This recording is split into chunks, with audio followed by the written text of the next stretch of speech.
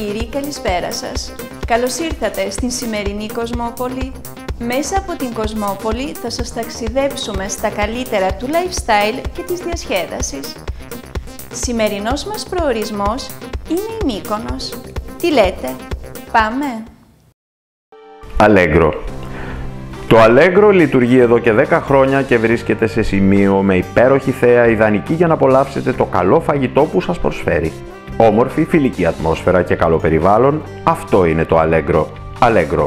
Το καλό φαγητό έχει όνομα. Μπαλωθιές. Εδώ και ένα χρόνο το φρέσκο ελληνικό φαγητό και όλη η κουλτούρα της κρητικής κουζίνας βρίσκονται στο πιάτο σας. Στις μπαλωθιές το καλό φαγητό είναι συνώνυμο με την καλή τσικουδιά. Μπαλωθιές. Να περνάμε καλά. Ο Λευτέρης. Οι καθαρές γεύσεις, η ποιότητα στο φαγητό και οι καλές και προσιτές τιμές, καθώς και το οικογενειακό περιβάλλον κάνουν το Λευτέρη να ξεχωρίζει. Ο παιδότοπος και η άνεση του χώρου είναι τα πλεονεκτήματά του. Ο Λευτέρης. Καθαρές γεύσεις. Φαμίλια.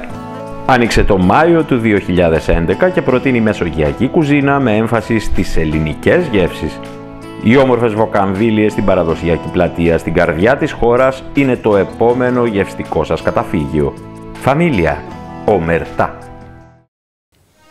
Σε αυτό το σημείο η Κοσμόπολης έφτασε στο τέλος της.